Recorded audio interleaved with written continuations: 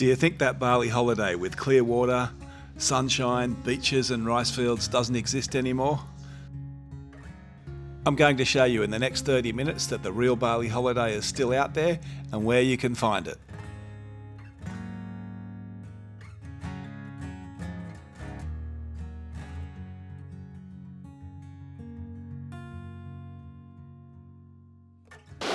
Well, I'm not exactly sure where the geographic line is between Amed and Jamaluk Bay, but I'm standing on the edge of the peninsula.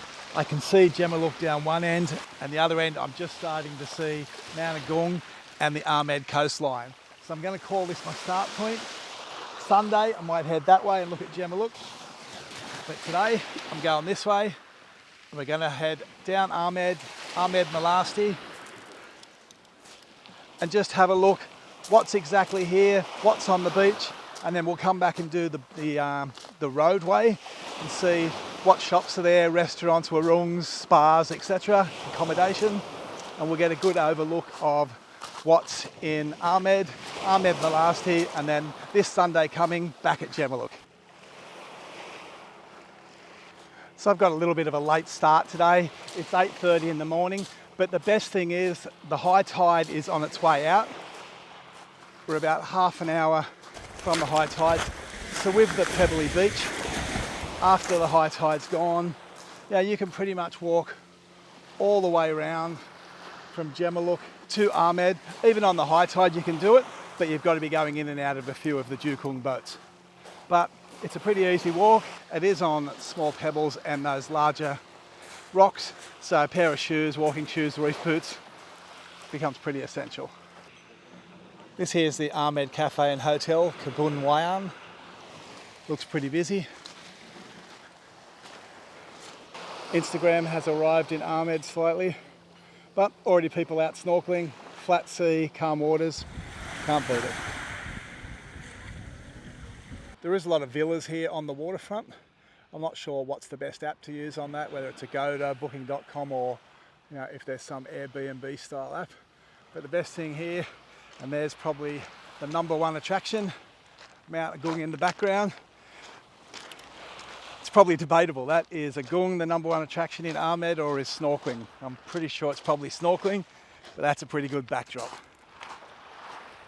So these ones I thought were some type of villas here. That's actually Kambali beach bungalows. So they're right on the waterfront, looking straight out across the ocean with a left-hand view to Agung.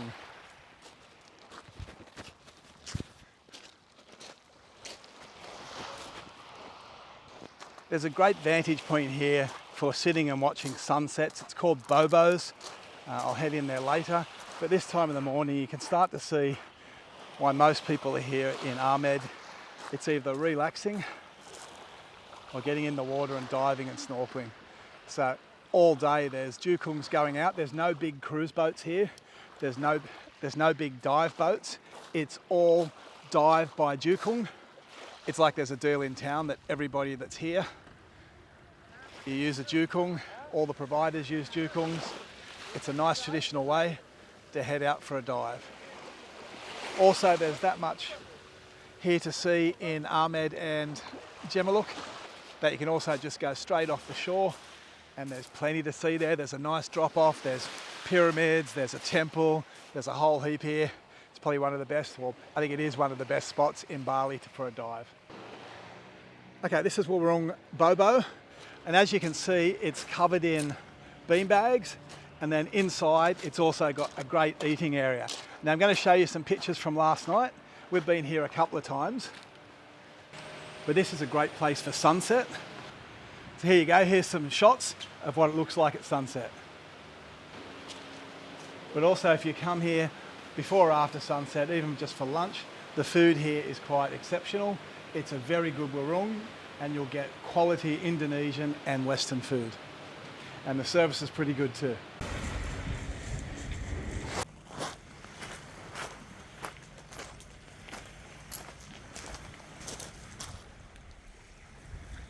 Everywhere along the beach you'll be able to hire dive equipment and also lounges. They're relatively cheap. I think the dive equipment ranges from $5 to $7.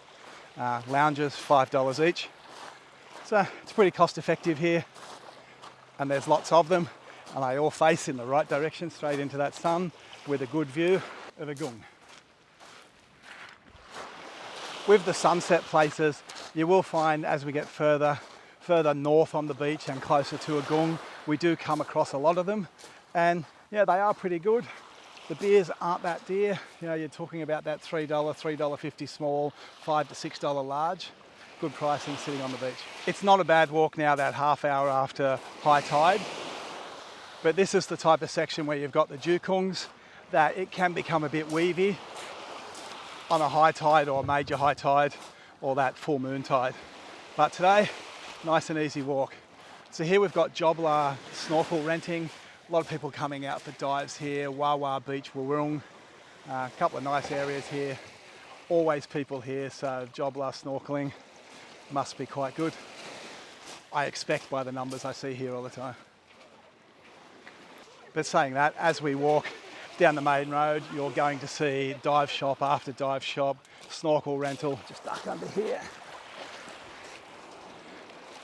There is a lot here to choose from. A lot of divers will probably go with places they've been before, or whether they're with Paddy or SSI or whoever.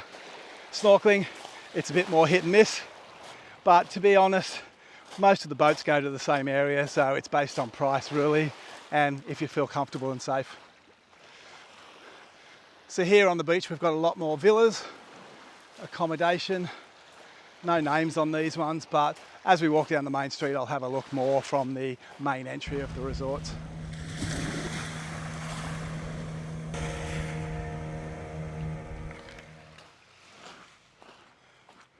As I'm walking up, I've just noticed what looks like a salt farm. I've seen a lot of them in Tedjakula, where I was up there last year. Video here from last year if you want to have a look at that one. But there's a lot of salt farms up there, and here it looks like there's one that doesn't have much production at the moment. They've got, looks like one field or one small yard. I'm not sure exactly what they call them. So here it looks like one that's been scraped dry. Looks like it's got two full of water, so there is salt being manufactured in those. And then you've got the main cones in the middle that they filter the water through before they put it into the beds. Let it reduce down to salt, scrape the salt. And then you've got these ones here that you've probably seen, which are the ones with scraped out trees or ground out wood that they put the salt water in, and you get a higher concentration of salt in these ones. At the end of the day, they scrape them out, and then you've got that salt content there as well, which goes off to market and for sale. If you get a chance, have a look at that Tedjakula video. It does show the bigger salt production further up the north coast, and I'd recommend that if you're coming to this side of Bali, the east coast, you may have done Soraya, Lipah, Jamaluk, Amed. Keep going up to Tedjakula, all the way around to Lavina and Singaraja. It's a different holiday. It's a completely different Bali experience. I've just come across what looks like more salt farms down this end, and that also explains a lot of the pumps and the blue piping I see going, well, they're on the shoreline and they're going down into the ocean, because I believe that's how they get the salt water up into these fields. It is quite amazing, the labour intensity. I suppose it's quite labour intensive. You have to dig the fields, then it's up to the sun to do the work, but I do think there is a lot of manual labour involved. So next door to the salt works, I've just seen Seamount Resort, quite a large resort. I won't interrupt people having their breakfast, but we'll have a bit of a look in there, see what it's like. Once again, right on the waterfront. Nice pool, nice accommodation. Looks pretty impressive. Not sure what it costs to stay there, but I'll have a look and put the pricing up. There's a nice breakfast area there, under some big trees, looking out to the ocean, yachts, snorkelers, divers. Not a bad little place. You could do worse. So if you've ever stayed up the north end of Amed, you probably know the Rasta Bar. It's quite a good bar. They have good music, colourful chairs, bit of reggae, good food. I think it's one of the classic places to come down this end of Amed, and you'll also find that next to it there's probably about another 5 or 6, all of the same ilk. Good place to come. And with all these bars here, you've got a Median, Depot, Amed Sunset Restaurant.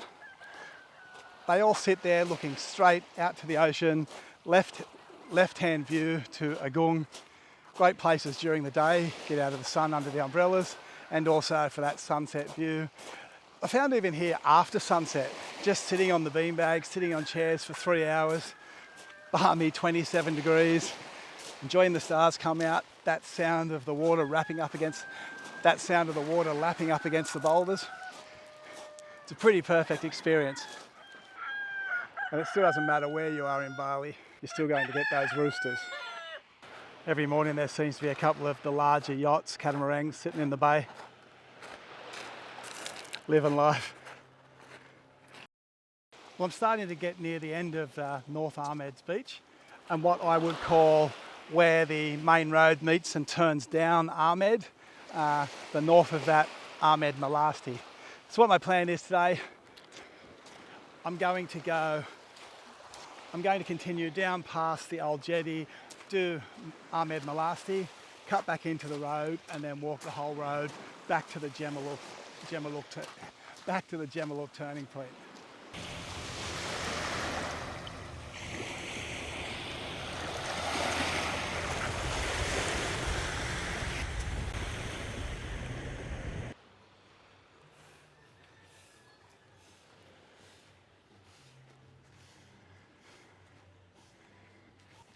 Yeah, not everything in Bali is beautiful. It is yin and yang. Yeah, there is a pollution problem. But some of the things you see, like these bridges over canals from house to house, just different, something you don't see every day. Okay, so I've hit a little break wall here now, and that shows me that I'm now at where the road comes into Amed, and where you'll usually see the first sign, the big welcome to Amed sign. So we'll cut through there and we'll get back onto the beach and do Amed Melasti. I'm glad I have left early morning. I think if I left this any later, it'd be a pretty hot 5 or 6 kilometre walk up and back the beach.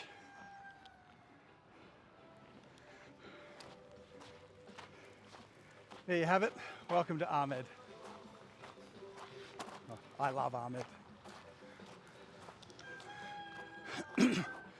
So on this point, divers again, and you've also got the rooftop sunset, which looks out to the waterfront, but also straight back onto Mount Agung. Great sunset view, and you've got the Green Lemon Bar here as well, which has a fantastic view of the beach and just daily life going on. So just heading back down onto the beach now, and I've just found one of those pontoons that I was talking about. So just behind me here are the sea pontoons. This one looks like quite a small one, but they're what you see floating out, out on the horizon that the fish can congregate under, and it's just a floating natural reef, or floating unnatural reef. So we've now come to Amed Melasti Beach, or Pantai Melasti Amed, and here it's a lot quieter. You've got a lot more villas on the waterfront. You've got the old wharf. I think it still gets used. It's not in pretty bad condition. A few sailboats down here, but you can look right back up to Amed Beach. And as I said when we first started, from here you can walk from Amed Melasti all the way up to Jalan or vice versa, and you can do the road as well, but best just after that high tide. So right now I'm at the entrance to Salt, and it's a resort, and it's also got a really nice restaurant, and it's the type of place where I think it's great for breakfast, for coffee, but to come down here at sunset, it's beautiful, the meals are quality, and the accommodation is pretty slick.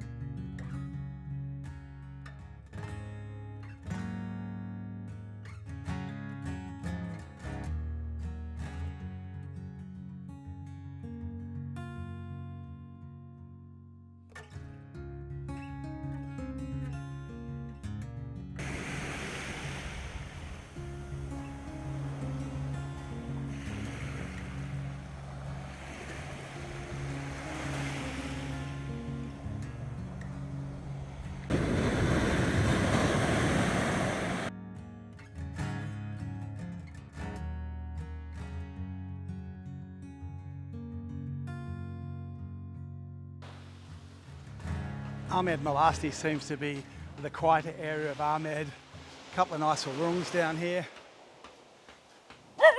Friendly dogs.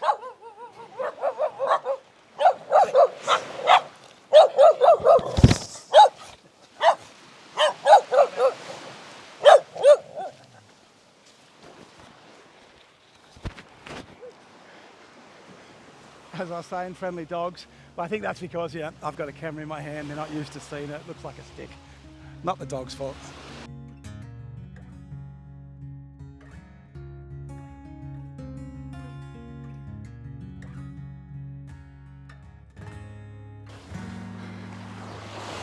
Another view of Agung just straight through there. There's some type of accommodation up here. I'm not sure what it is.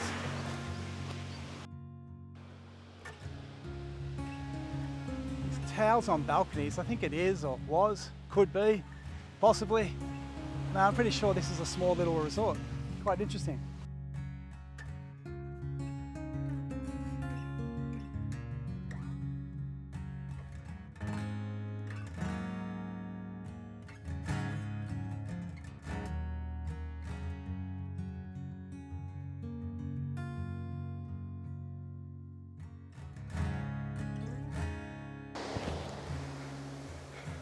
So this is definitely an area to walk at lower tide, but it looks from that resort that I just saw, from here on in you've now got villas on embankments looking straight into the ocean. So if you're staying in a probably Amed Melasti resort or villa, I'd say this is the end that you're going to be in. It's quite secluded and you're going to get it pretty much to yourself on the beach, or what beach there is of it. But you can walk down and there is parts where you can lay. So in between these villas, that's where Jalan Melasti starts or comes out to the beach. So I'm going to go for a walk down here. I think it's about 12 minutes to the road, the main road, and then from there I'll walk back in through the normal Amed route. So on Jalan Melasti, literally 25 metres off the beach, and this is what you get. So this is the main road, or this is Jalan Melasti, the main road into Jalan Melasti. And it's hilltops, rice fields, palm trees.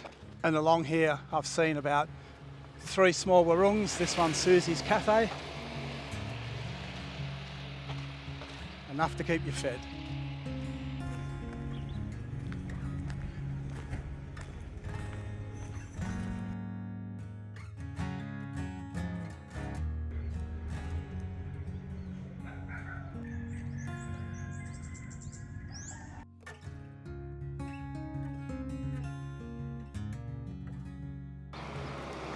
If you're staying down this end, just about 300 metres from the beach, you need a spa.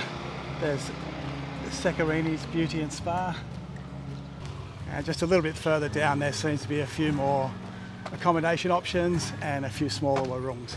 So if you want sun, sea, diving, snorkelling, massages, yoga, looks like Amed's got it all. Especially down in this quieter end of Amed Melasti.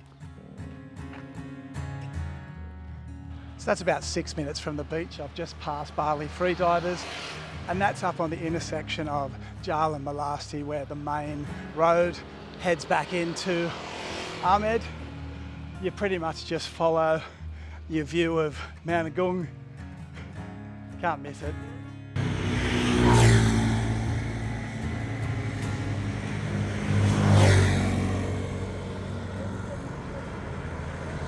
So I'm back on the main road.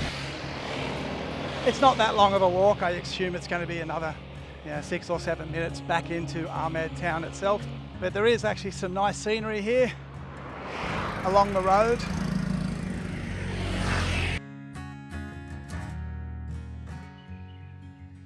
I was recommended Nasi Beyond. It specialises in Nasi Campur, so I thought I'd give it a go. Shout out to the Challenge who said there's a new restaurant called Nasi Beyond. I haven't been here before. It's just as you get into Amed, as you get to make that decision on whether you go left to Amed Melasti or right to Amed, Jalan and Lipah.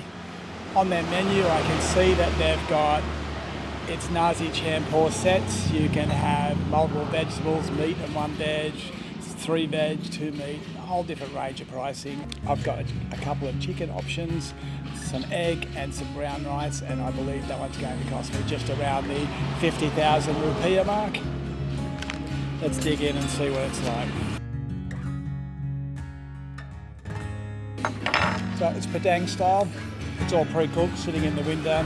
This is still nice and warm, nice and fresh.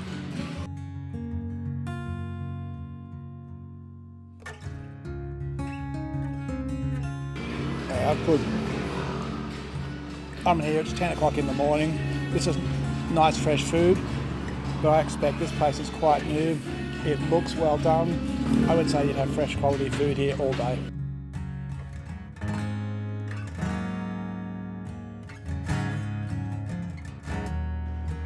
That was actually really nice fresh food, so I'm refueled and it's time to do the Amed street walk. I'm just going past Warung Sarasi, and it's another place where I would recommend. There's about 3 of them on the road when you come in, and they have great food at great prices. And if I hadn't already eaten, these are the places that I would stop at. The other one is Warung Bakso Suka. Once again, 2 great places for local food. So I've made it down to the Amed corner, and I'm just going to turn here, cross the bridge, start walking down the main town. That's where you saw that Amed sign, just to give you a point of reference.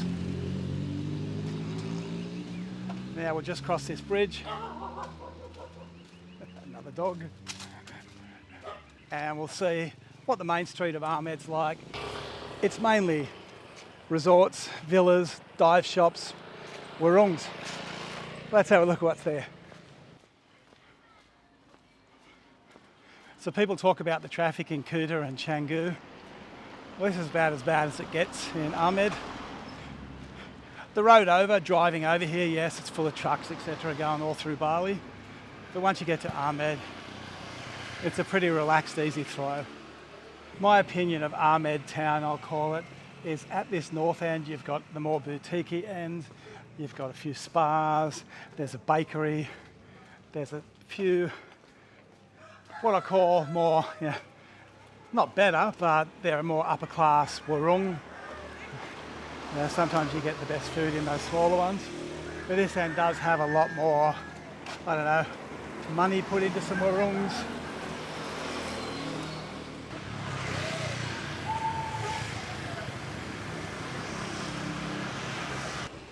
I've seen a couple of money changes here.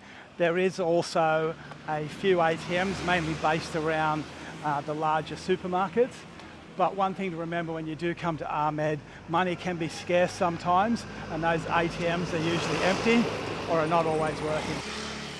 This is the shaker bar, probably the closest thing you're going to get to a sports bar in Amed. For reference, this is free diving Amed and Amed Kedai. They're the 2 that we passed on the beach. And you've also got Baker Street here.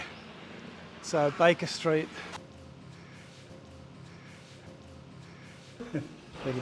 so Baker Street is the place to come if you want all your pastries, all freshly cooked. Probably the best one in Amed. Nearing towards what I'll roughly call the centre of Amed. There's Warung Ole, which looks out over the salt pans. You can't see for that glare, trust me.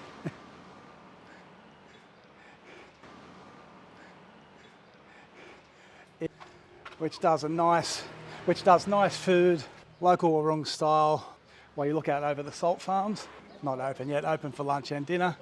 And then next door to that, you've also got Bliss Cafe and Cafe Lipah. Bliss Cafe. And I think it's Cafe Lipah next to that. All very basic warungs, but good cheap food while you're in Amed. These ones are all more afternoon, nighttime, because they know most people are out snorkelling or diving during the day. 2 nice restaurants, Central you've got La Cocina Mexicana, name speaks for itself, Mexican restaurant. And then also across the road you've got Le Bistro, which is a French restaurant. There's also lots of diving places in Amed. You have Abyss here. I've dived with Abyss, I could recommend them. They are a French dive school. Bonjour les plongeurs. But as I said before, dive shops are plenty everywhere down the street. Just past the central area, you've got Poke Bowl. Seems to always be full of a night, and that's just near the canal going down to the waterfront. Another shopping centre, Saluna Mart, also next to it, has a couple of ATMs. Both give out a maximum of 100,000 rupiah. There is also an ATM I know next to Cafe Divers in Jalan. It gives out 200,000 rupiah at a time. But once again, it's out at the moment, and that does seem to be a common occurrence in Amed. So as you get down to the south end, you'll come across the Major. It's quite a large hotel. Also has a rooftop restaurant. I've never been here. I've had a lot of recommendations for it. I'll have to get here on this trip. But if you're here, you're walking past, go up and have a look. A lot of people on the channel have recommended the rooftop restaurant. So that's pretty much everything that I've seen today in Amed and Amed Melasti. So that's pretty much everything I've seen today at Amed and Amed Melasti. As you get further down south, you've got Wawa Beach Restaurant, La Plage, there's Warung Amed, there's Bobo's. There's a lot more smaller bars that are beachfront areas, and there's a lot more villas that are just tucked away that you don't see as you naturally walk through. So I haven't really even touched the surface on a lot of the accommodation that most people in Amed use or are used to. I've just sort of gone what you can actually visually see from the street as you do a walk. But there is a lot of good accommodation here, a lot of seafront, a lot of things to do. I think my biggest takeaway from being over this side of Bali is it's peaceful, it's quiet, the seas are calm, it's your different Bali holiday. So if you've been to Kuta, you've done Canggu, Uluwatu, even Sanur, and you're looking for something different, I would really recommend Amed, Amed Melasti, Jalan, Lipah, anywhere on that east coast, even right up to Tejakula, to try a different Bali, just to have a different holiday. Well, that's it from me. I'll see you in the next episode, episode 3 of this series in Jalan Bay.